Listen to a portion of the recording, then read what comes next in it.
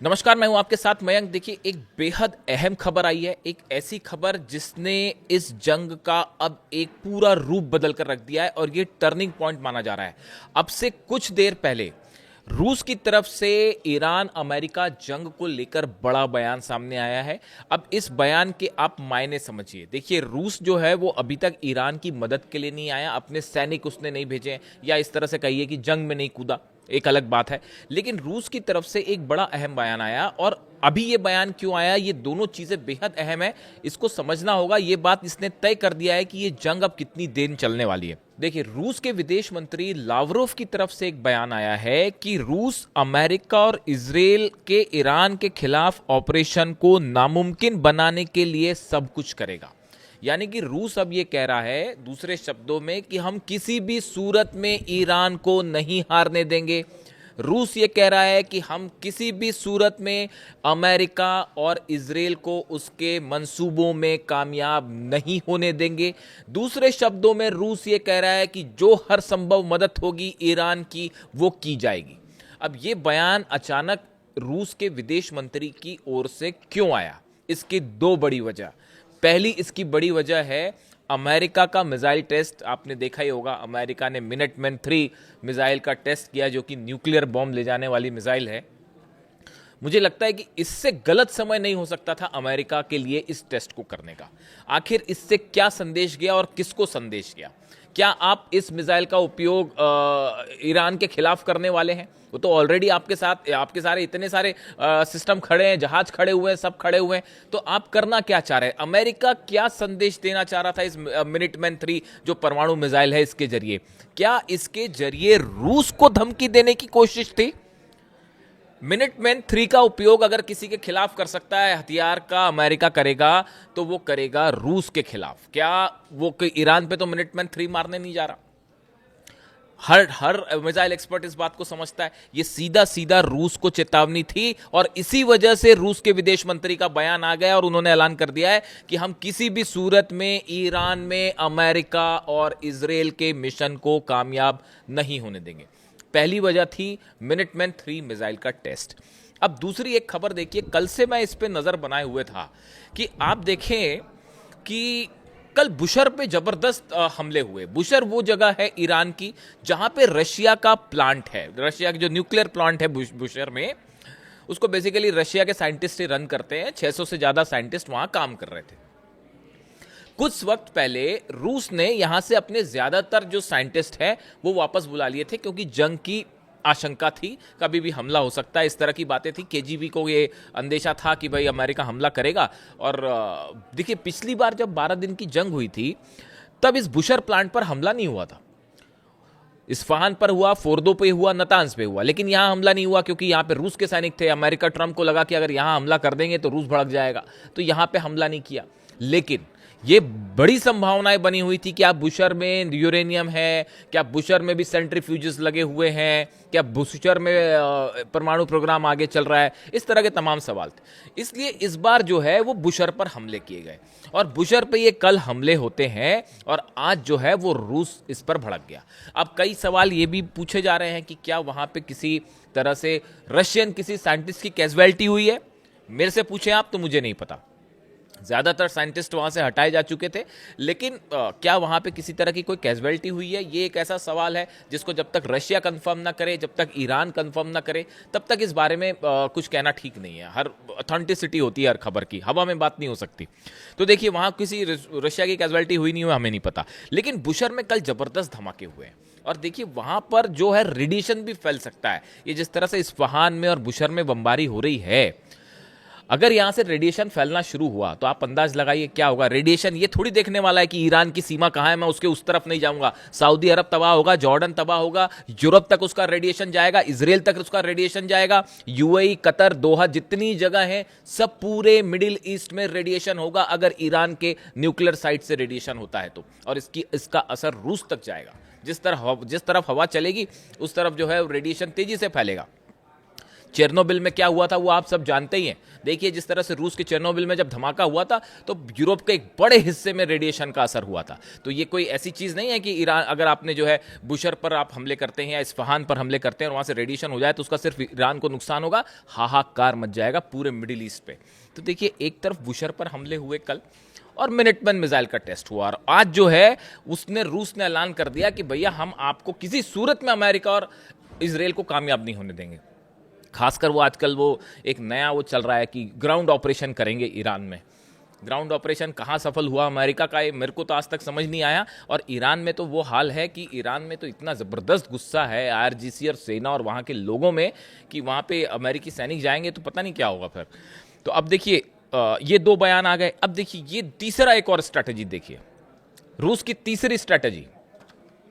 रूस की तरफ से यह बयान आया है कि अब यूरोप के देशों को जो गैस सप्लाई हो रही थी उसको रोकने का वक्त आ गया है। इस बयान का मतलब आप समझ रहे हैं, अगर रूस के देशों को गैस सप्लाई रुक गई, तेल तो ईरान ने रोक दिया है, वो हॉर्मुज में कैसे लाइन लगा के खड़े हैं जहाज, वो आपको पता ही होगा। हॉर्मुज पे तो मैं आपको कल सुबह एक अपडेट दूंगा, थोड़ा सा चीज़ें डेवलप हो जाएं। हॉर्मुज में बहुत बुरे हालात हो गए हैं और अमेरिका ने ज़बरदस्त मुक्की खाई है वहाँ पे, और वहाँ क्या सिचुएशन है वो मैं अगली वीडियो में आपको क्लियर करूँगा। कोशिश करूँगा कल सुबह इस पर आपको क्लियर करूँ। अब देखिए इसमें जो है, अगर यूरोपियन देशों को गैस सप्लाई बंद हो गई, मतलब रूस गैस सप्लाई रोक दे, ईरान तेल सप्लाई रोक दे, अमेरिका कह रहा है कम से कम 100 दिन जंग चलेगी, अमेरिकी सेना ये मान ली है। डोनाल्ड ट्रंप तो कह रहे थे 4 हफ्ते में खत्म हो जाएगी, अमेरिका का सेंट्रल कमांड कह रहा है 100 दिन चल सकती है, और 100 दिन तो कुछ नहीं है, तो लंबी जंग की तैयारी है। अगर ऐसा हो गया तो उसका नतीजा क्या होगा? घुटनों पे आ जाएगी विश्व की अर्थव्यवस्था, घुटनों पे आ जाएगी। आप देखिए ईरान की तरफ से आपको ऐसा लग सकता है देखने, मैं बार बार अपनी इन वीडियो में इस बात की बात कर रहा हूं कि ऐसा लग सकता है देखने में कि खबरें जैसे आ रही है कि तेहरान में भयंकर धमाके हो रहे हैं, डोनाल्ड ट्रंप कह रहे हैं कि हमने ईरान का डिफेंस सिस्टम खत्म कर दिया। अरे भाई, ईरान के पास अपना खुद का डिफेंस सिस्टम तो पहले ही नहीं था।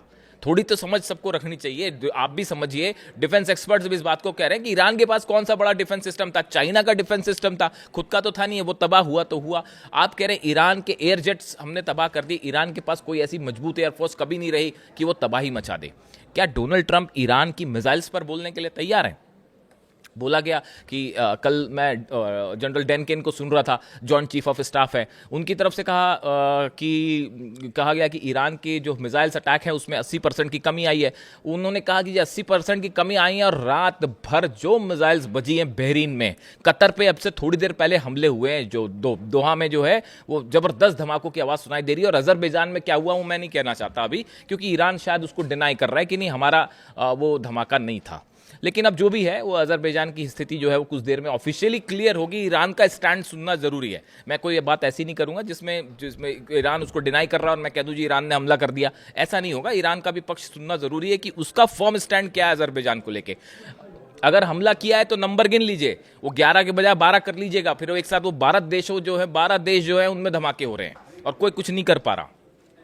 अब इस हालत में रूस को लेकर 3 खबरें बताई मैंने आपको। पहला वो कह रहा है किसी भी सूरत में हम कामयाब नहीं होने देंगे अमेरिका इसराइल को।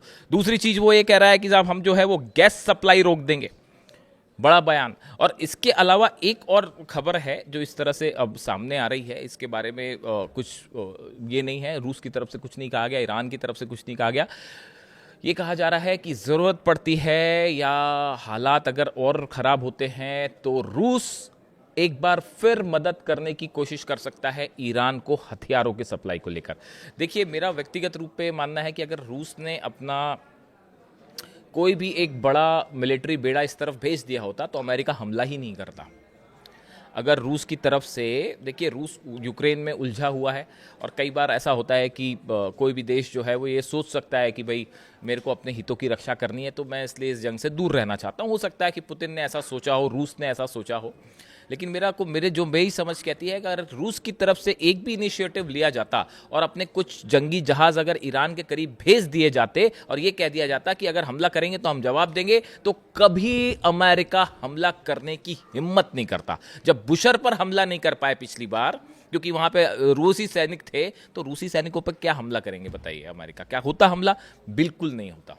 और ईरान देखिए एक स्ट्रैटेजिक लोकेशन है। अगर ईरान में कुछ भी उथल पुथल होगी तो उसका रूस पर सीधा इम्पैक्ट होगा, उसका चाइना पे भी सीधा इम्पैक्ट होगा। ये बात भी रूस समझता है। इसलिए आज जो रूस के बयान हैं, इससे दो चीज़ तो तय हो गई है। पहली चीज़ तो ये तय हो गई है, जो रूस खुद कह रहा है कि हम हारने नहीं देंगे, तो ईरान तो वैसे भी नहीं हारने वाला। वो कोई उसमें उसमें किसी की मदद की ज़रूरत नहीं है, ये बात आप समझ लीजिए। ईरान को किसी की मदद की ज़रूरत नहीं है, और जिनको जब मदद करनी थी उन्होंने नहीं करी मदद, कोई बात नहीं, अब हम उस विषय पे बात ही नहीं करेंगे। आरजीसी का कहना ऐसा है, ईरान की सेना का कहना ऐसा है। वो मैंने आपको बताया, वो 21 भागों में डिवाइड हो गई है सेना, अलग अलग कमांडर्स हैं, और वो अब मिसाइल दे दनादन मिसाइल्स फायर कर रहे हैं। अब उनका कोई किसी से वो नहीं है, वास्ता नहीं है, कोई कम्युनिकेशन भी नहीं है। वो जंग लड़ेंगे आखिरी दम तक, और ईरान को किसी की मदद की ज़रूरत नहीं है। ईरान अपने दम पर, उसकी लोकेशन ऐसी है ईरान की, और वहाँ की सेना तैयार है, जो करना करिए, आप ग्राउंड ऑपरेशन करिए। आप क्या करेंगे?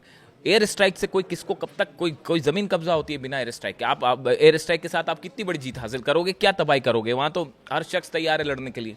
ग्राउंड ऑपरेशन करोगे तो उसका नतीजा क्या होगा, वो आप खुद सोच के देखिए कि इसका नतीजा क्या होगा। 12 से 13 देशों पर लगातार हमले हो रहे हैं, और ईरान उस पर भारी पड़ रहा है। अगले वीडियो में मैं आपको दो चीज़ें की बात करूंगा। पहली चीज़ ये कि आखिर ऐसा क्या हुआ कि ईरान जो है वो भारी पड़ रहा है अमेरिका पे, और क्यों अमेरिका को ये कहना पड़ गया कि हमें और सोल्जर चाहिए, हमारे सोल्जर्स की कमी हो रही है, और क्या रूस की इस एंट्री के बाद एक लंबी जंग की तैयारी है, यानी तेल में भी आग लगाओ, गैस में भी आग लगाओ, और इतना उथल पुथल मचा दो कि अमेरिका और पूरी दुनिया की इकॉनमी घुटने पे आ जाए, जो कि ईरान की जीत का रास्ता तय कर दे।